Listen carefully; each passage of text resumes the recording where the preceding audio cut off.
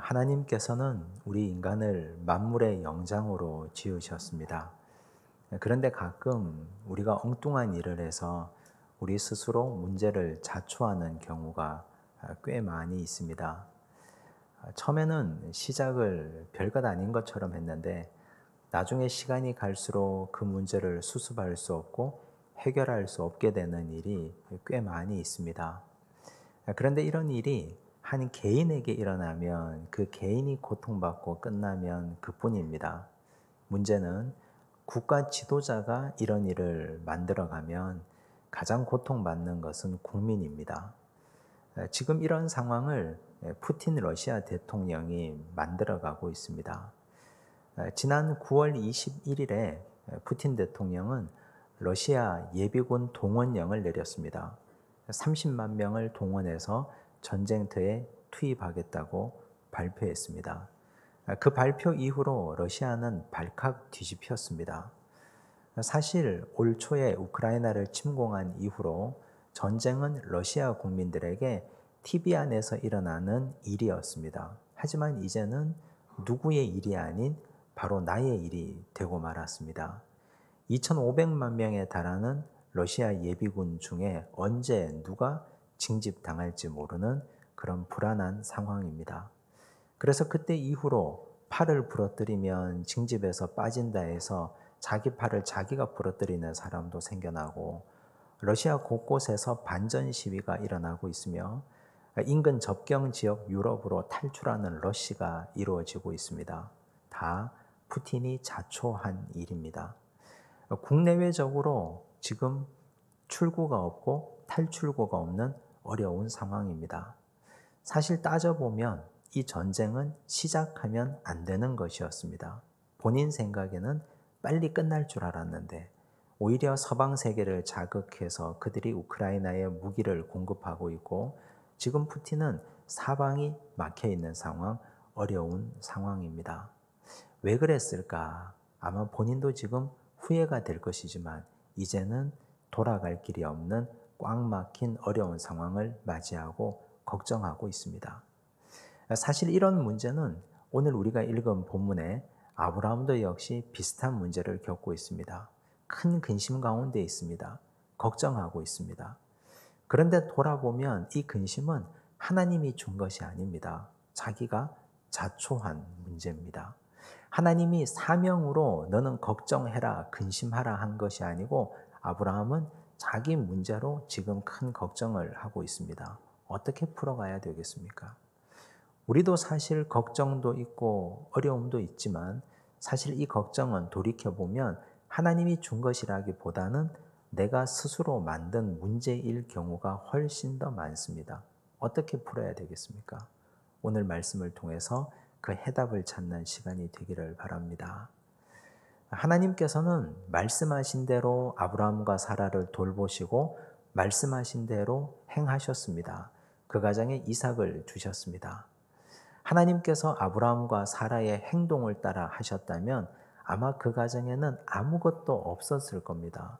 그들의 행위가 하나님을 만족시킬 만한 행위가 아니었습니다. 그런데 하나님은 신실하게 당신이 말씀하신 대로 그 가정을 위해서 일하고 계셨습니다. 그 가정에 이삭이 태어났고 시간이 지났습니다.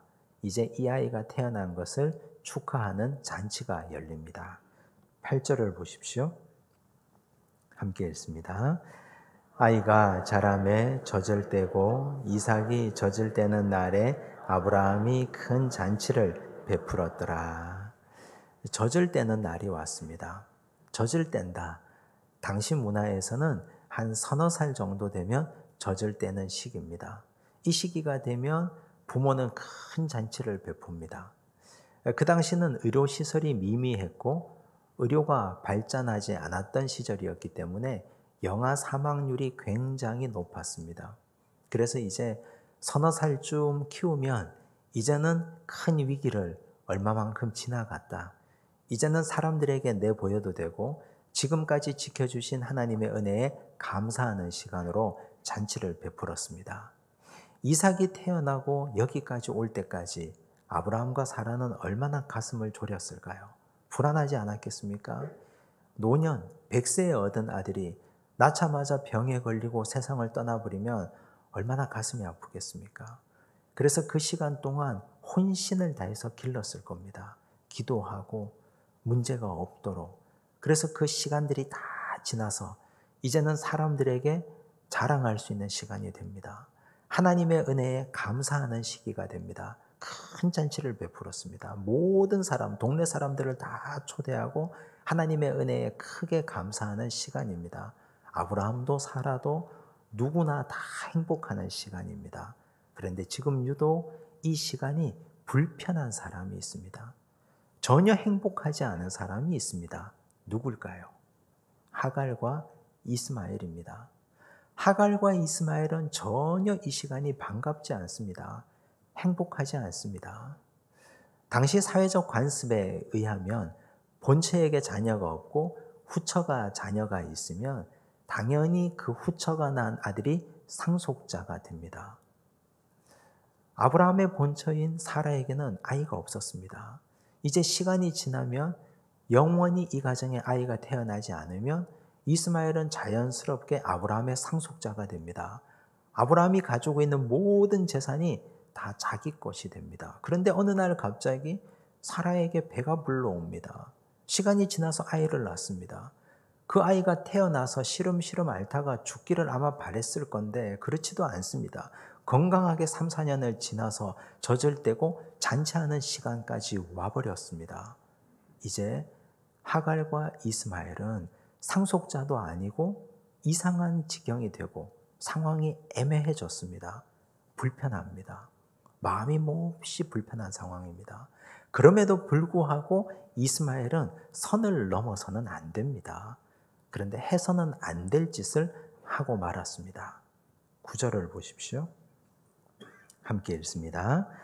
사라가 본즉 아브라함의 아들 애굽 여인 하갈의 아들이 이삭을 놀리는지라. 여기 놀리다라는 단어를 찾아보기 전에 지금 이스마엘의 나이를 한번 따져보셔야 됩니다. 지금 이스마엘이 몇 살쯤 되었을까요? 아브라함이 86세 때 이스마엘을 낳았고 13년 동안 이 아이에게 흠뻑 빠져서 살았습니다. 99세에 하나님이 아브라함을 다시 불렀습니다. 너는 내 앞에서 행하여 완전하라 하셨습니다. 그리고 100세에 이삭을 낳습니다. 이삭이 태어날 때 이스마엘의 나이는 14세입니다. 그리고 4년이 지났습니다. 아브라함의 나이 104세, 이스마엘의 나이 18세입니다. 18살 아이면 이제는 아이가 아니라 청년입니다. 그런데 이 청년이 이삭을 데리고 놀린다. 그냥 아이들끼리 놀면서 별명 부르고 짓궂게 장난치고 서로 뒤엉켜서 싸우면서 놀리고 웃고 우는 그런 상황이 아니라는 말입니다. 18살짜리 청년이 4살짜리 아이와 같은 정신 연령으로 놀지 않습니다. 그런데 이제 이 놀리다라는 단어를 히브리어 단어에서 찾아보면 차하크라는 단어를 사용합니다. 이 단어는 조롱하다, 희롱하다라는 뜻인데 이 말이 쓰인 용례가 아주 놀랍습니다. 창세기 39장 17절을 보십시오.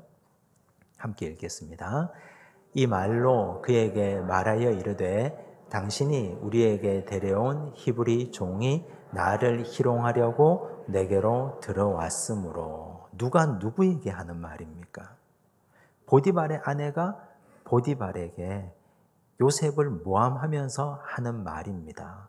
당신이 데려온 히브리 종이 나를 희롱하기 위해서 이 집에 들어왔다고. 여기 희롱하다라는 단어가 똑같이 차하크라는 단어를 사용했습니다. 성적인 의미가 아주 짙게 드러나는 단어입니다. 그렇다면 이 말대로 우리가 오늘 이 말씀을 보면 놀리는지라 이 말은 이스마엘이 이삭을 대상으로 유아 성폭행을 시도했다는 증거가 됩니다. 이런 상황을 사라가 보았습니다. 얼마나 놀랐겠습니까? 지금 이걸 그냥 그대로 두고 봐서는 되는 일입니까?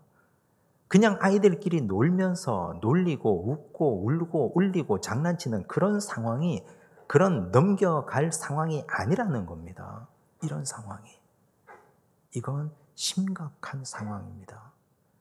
아무리 불쾌하고 아무리 기분 나쁘고 그럼에도 불구하고 이스마엘은 선은 넘지 말았어야 되는데 해서는 안 될 짓을 하고 만 것입니다. 왜 그랬을까요? 도대체 이스마엘은? 굳이 따져보자면 이스마엘은 큰 상실감을 가지고 있었을 겁니다. 지금까지 아버지의 사랑을 독차지하며 살았지 않습니까? 태어나자마자 13년 동안 이삭이 태어나기 전까지는 아버지의 사랑은 자기 것이었습니다. 온전히 자기 몫이었습니다. 그런데 이삭이 태어나자마자 아버지의 사랑이 그 아이에게로 고스란히 옮겨갑니다. 이제는 상속자도 아닙니다. 원래는 아버지의 재산이 모두 다 자기 것이었습니다. 믿어 의심치 않을 만큼 자기는 아버지의 유일한 적자였고 상속자였습니다. 그런데 이삭이 태어나자마자 그는 적장자의 자리를 내어놓아야만 했습니다. 아버지의 것이 자기 것이 아닙니다. 이런 불편한 상황이 그를 상실감을 가지게 했고 이런 상황을 만들어 간 것입니다. 이제 사라가 이걸 가만히 보고 있겠습니까? 절대로 가만히 넘어갈 수가 없는 상황 아닙니까? 10절을 보십시오. 함께 읽습니다. 그가 아브라함에게 이르되 이 여종과 그 아들을 내쫓으라. 이 종의 아들은 내 아들 이삭과 함께 기업을 얻지 못하리라 하므로. 그 당시 사회적 관습에 의하면 본처는 후처에 대한 처분권이 없습니다. 함부로 할 수가 없습니다. 결정을 내릴 수 있는 건 남편만이 할 수 있습니다. 그래서 사라가 아브라함에게 강력하게 요청합니다. 그런데 이 언어를 보십시오. 이 여종과 여종의 아들이라고 표현합니다. 그들의 정체성이 종이었는데 그 종이 낳은 아들이 자신이 장자인 줄 알고 자신이 상속자인 줄 알고 내 아들을 이런 식으로 추행하는데 이걸 그냥 보고만 있을 것이냐. 아주 강력하게 남편에게 요청하고 있습니다. 그런데 우리는 이런 사라의 모습을 보면서 한 가지 의문을 가질 수 있습니다. 이렇게 될 줄 알았다면 왜 일찍 정리하지 못했을까? 이삭이 태어나기 전 이삭을 임신했을 그때부터 정리하고 내보내면 되었을 것을 한미천 뚝 떼서 서운하지 않게 힘들지 않게 섭섭하지 않게 멀리 내보냈으면 되었을 것을 왜 그렇게 했을까? 왜 가만히 두었을까? 아마 아브라함과 사라는 낭만적으로 생각했을 겁니다. 두 아이가 공존 가능하다고 생각했을 것입니다. 그래서 그냥 둔 겁니다. 그런데 생각해 보십시오. 약속의 자녀 이삭과 불순종의 자녀 이스마엘이 함께 공존할 수 있겠습니까? 공존의 가능성은 딱 한 가지밖에 없습니다. 하갈과 이스마엘이 하나님의 은혜를 받고 거듭나는 수밖에 없습니다.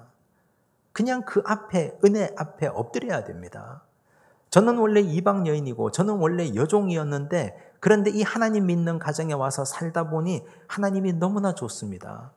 내 아들이 장자가 아니어도 좋습니다. 은혜의 장막 아래 머물게 해 주십시오. 이 고백밖에는 이들이 함께 공존할 방법이 없습니다. 그런데 그렇게 보입니까? 이스마엘은 전혀 그런 아이가 아닙니다. 이스마엘은 이런 아이가 되고 말았습니다. 하갈도 이런 상황을 그냥 보고만 있습니다. 말리지도 않습니다. 이런 상황을 그냥 뒷짐지고 한 발 빠져보고 있습니다. 그러니 이제 사라가 어떻게 행동해야 됩니까? 당연히 내보내라고 해야 되지 않습니까? 이제는 공을 받은 아브라함이 큰 고민이 생겼습니다. 11절을 보십시오. 함께 읽습니다. 아브라함이 그의 아들로 말미암아 그 일이 매우 근심이 되었더니 근심하다 이 말은 야라라는 동사를 사용합니다. 근심하다. 걱정하다, 염려하다라는 말에 더해서 깨어지다, 산산이 조각나다라는 뜻입니다. 자기 영혼이 걱정하다 못해서 다 부서지게 되었습니다. 염려하다 못해서 영혼이 다 박살나게 된 지경이 되었습니다. 그런데 지금 이렇게 된 건 누구 탓입니까? 하나님께서 그에게 너는 근심하는 것이 사명이니 걱정하라라고 주셨습니까? 그게 아니지 않습니까? 돌아보고 살펴보면 아브라함이 전부 다 자초한 일입니다. 걱정하고 근심해서 일이 손에 잡히지 않고 어떤 일도 되지 않고 아무 일도 할 수 없는 이런 상황, 본인이 만든 일입니다. 뿌리부터 한번 거슬러 올라가 보십시오. 어디로부터 올라가야 됩니까?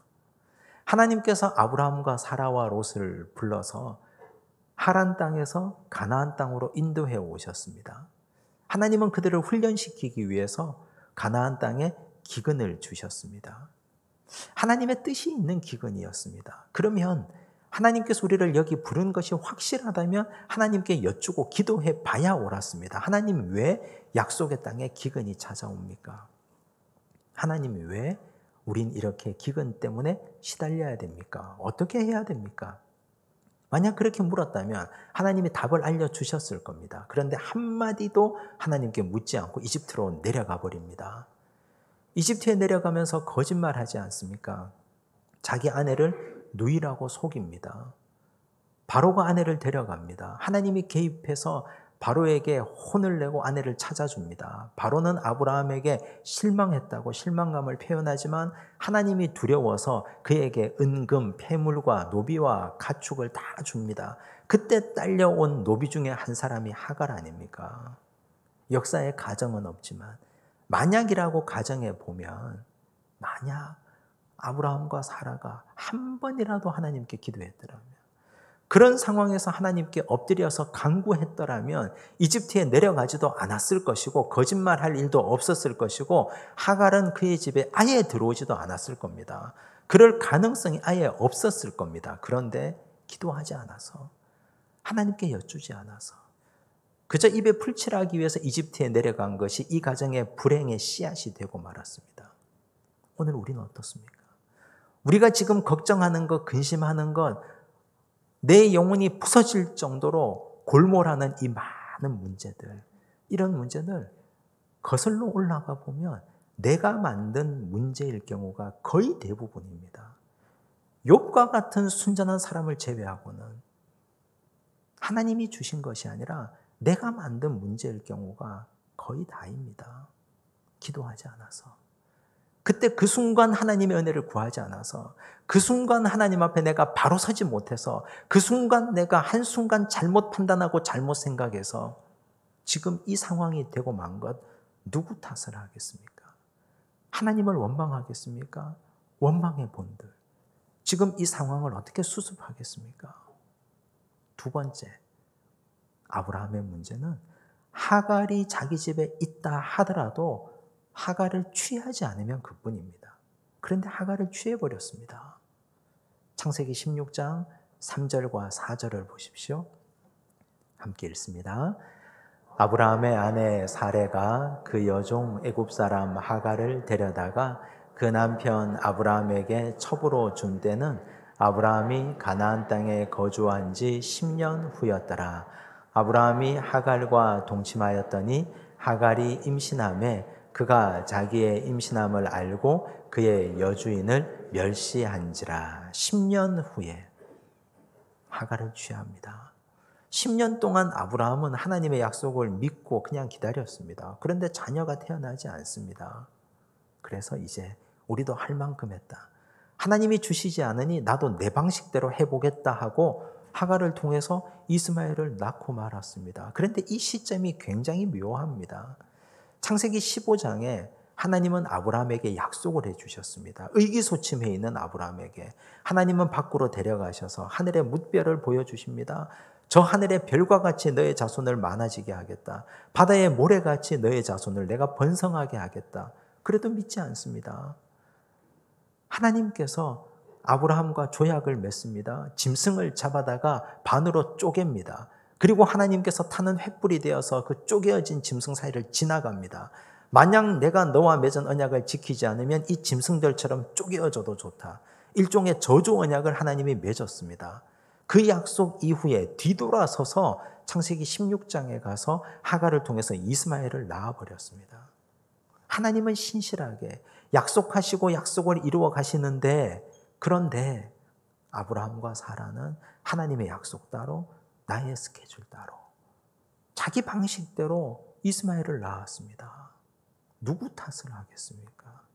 이제 이런 상황이 되고 말았는데 우리도 하나님께서 우리에게 시시때때로 말씀하지 않습니까? 주일날 말씀을 통해서 우리 심령에 하나님의 은혜를 내려주시고 성경 읽을 때 하나님께서 우리에게 지속적으로 말씀하시고 기도할 때 하나님께서 우리 마음을 감동시키셔서 말씀하시는데 그 말씀을 다 배제합니다. 잊어버리고 행동하지 않습니다. 결단하지 않습니다. 나는 내 방식대로 해버립니다. 아브라함이 하갈을 통해서 이스마엘을 자기 방식대로 낳아버린 것처럼 우리도 하나님의 방식을 따르지 않고 자기 방식대로 일해버립니다. 일종의 사고치는 겁니다. 그러면 그 결과로 태어난 아들이 이스마엘 아닙니까? 이제 근심이 됩니다. 어떻게 해결합니까, 이제? 누가 만든 일입니까? 전부 다 아브라함과 사라가 벌인 일 아닙니까? 세 번째, 그럼에도 기회가 있었습니다. 하갈은 이집트에서부터 그 집에 들어온 종이었기 때문에 20년 넘게 이 집에 있었습니다. 이스마엘은 태어나고 18년 동안 이 집의 아들이었습니다. 그러면 그에게 주어진 시간이 적어도 20년이 이상이 있었다면 그 시간 동안 아브라함과 사라는 하갈과 이스마엘을 하나님의 사람으로 만들었어야 됩니다. 그런데 그냥 보냈습니다. 그 시간을 그냥 허투루 보내버렸습니다. 이스마엘이 이런 지경이 될 때까지, 이 아이가 이런 못된 행동을 할 때까지 아버지는 훈육을 하지 않았다는 것 아닙니까? 하나님의 방법대로, 하나님의 말씀대로 제대로 가르치지 않고 그저 이 아이가 귀하고 귀해서 아이가 하자는 대로 그 아이에 빠져서 살았다는 증거가 지금 이런 못된 행동으로 나타나고 있습니다. 하갈은 또 어떻습니까? 하갈은 은혜를 입었던 여인입니다. 여주인의 학대를 견디지 못해서 집을 나가서 광야 생활을 전전할 때 하나님의 사자가 하갈에게 나타난 적이 있습니다. 너는 돌아가서 내 여주인의 수하에 복종하라. 하나님의 사자를 만났고 하나님의 음성을 들었던 여인입니다. 은혜를 한번 입었던 여인입니다. 이 여인이 그 말씀대로 순종해서 집에 돌아왔습니다. 그러면 그때부터 사라는 하갈에게 말씀을 가르쳐야 됩니다. 하나님의 사람으로. 완전한 하나님의 사람으로 그를 거듭나게 하고 길러내서 이제는 이 가정에 문제가 일어나지 않도록 은혜로 그를 변화시켜야만 옳았습니다. 그런데 그렇게 오랜 세월 동안 이 아이가 이렇게 삐뚤어질 동안 부모로서 어떤 일을 했다는 말입니까? 여주인으로서 하갈 한 사람 제대로 믿음으로 길러내지 못한 그 책임이 있지 않습니까? 하나님은 이방인이라고 해서 무턱대고 배제하지 않습니다. 이방 여인 룻을 보십시오. 룻은 모함 여인입니다. 나오미의 집에 시집 갔습니다. 시아버지도 죽고 남편도 죽고 시숙도 죽었습니다. 과부 둘만 남았습니다. 그런데 나오미를 따라 예루살렘으로 돌아옵니다. 어머니의 하나님이 나의 하나님이 되고 어머니가 죽는 곳에 내가 함께 죽으리니 나로 돌아가라 말하지 마십시오. 나오미가 그만큼 룻에게 신뢰를 얻었다는 것 아닙니까? 그 짧은 시간 동안도 나오미는 룻에게 이렇게 신뢰를 얻었는데 그런데 사라와 아브라함은 도대체 무엇하며 세월을 보냈습니까? 룻은 다윗 왕의 조상이 되었고 예수 그리스도의 조상이 됩니다. 이방 여인이라 하더라도 하갈을 사라와 아브라함이 제대로 훈련시키고 제대로 말씀으로 변화시켰다면 그 여인이 훌륭한 믿음의 사람이 되었을지 누가 알겠습니까?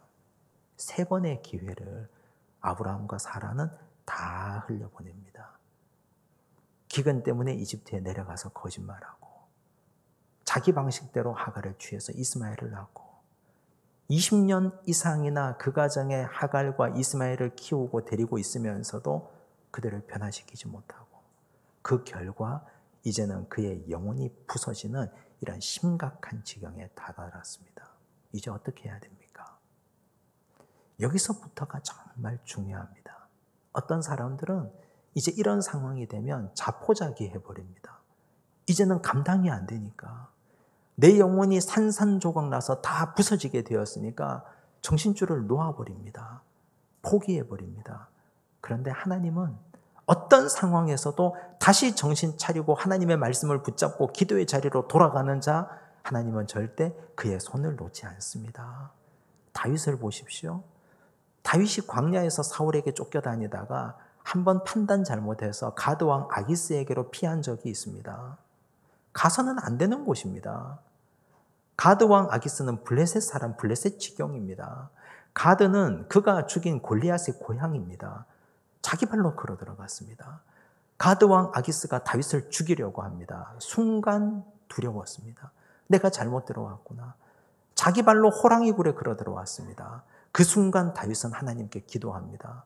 정신을 바짝 차렸습니다. 살려달라고, 환난 가운데 나를 건져달라고 기도했습니다. 하나님이 그에게 지혜를 주셨습니다. 미친 척하고 그 자리에서 풀려납니다. 노임 받고 나서 지은 시가 시편 34편입니다.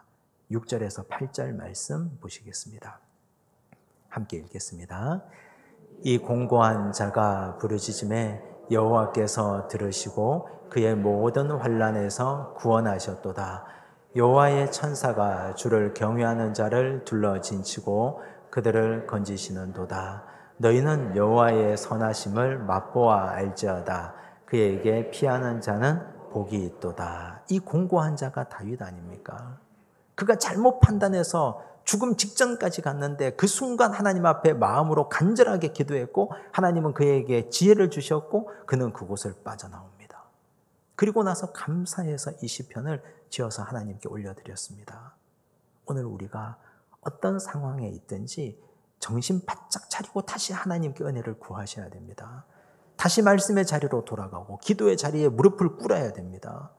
거기서부터 하나님께서 우리에게 손을 내밀어 주실 것입니다. 요나가 물고기 뱃속에서 기도했지 않습니까? 요나가 물고기 뱃속에 들어간 건 전적으로 그의 잘못입니다. 니느웨로 가지 않고 다시스로 가는 배를 타고 갔다가 물고기 뱃속에 들어갔습니다. 이제는 포기하고 나는 여기서 죽었구나 하고 낙심하지 않습니다. 물고기 뱃속에서 기도합니다. 내가 산의 뿌리까지 내려갔는데 주여 나를 건져달라고. 구원은 여호와께 있는데 모든 것 하나님께 맡긴다고 간구했습니다. 그 기도를 들으시고 하나님은 요나에게 다시 한번 기회를 주셨습니다. 판단 잘못한 다윗도 살리시고 도망간 요나도 기도할 때 다시 손 내미시는 하나님. 우리가 지금 근심해서 우리 영혼이 부서질 지경이 되었다 할지라도 지금부터 다시 시작하고 다시 기도해서 하나님의 은혜를 간구하시기 바랍니다. 좋으신 하나님, 사랑의 하나님은 우리에게 손을 내밀어서 건져주실 것입니다. 기도하겠습니다. 하나님 아버지 감사합니다. 오늘 주신 말씀 통해서 지금 우리가 무엇을 해야 할지를 깨닫습니다. 많은 근심 중에 사실은 모든 것이 돌아보면 나의 잘못 때문입니다. 기도하지 않았고 하나님의 말씀 듣지 않고 자기 방식대로 행동했고 주변 사람들에게 감화감동 주지 못하고 그들을 방치한 죄, 이 모든 것이 지금 내가 겪고 있는 근심과 고민의 문제들입니다. 그러나 지나간 것은 흘려보내고 지금이라도 다시 하나님 앞에 서기 원합니다. 다시 결단하고 다시 말씀 앞에 서고 다시 기도의 자리로 돌아가 무릎 꿇고 하나님의 은혜를 간구하는 지혜로운 백성 되게 하옵소서. 하나님께서는 우리가 손 내밀고 기도할 때 하나님께서는 강한 손과 편팔로 우리를 건지시는 분이오니 그 놀라운 하나님의 능력 의지하여 오늘 다시 기도의 자리에 서는 자들을 긍휼히 여겨 주시옵소서. 모든 말씀 예수님 이름으로 기도드리옵나이다. 아멘.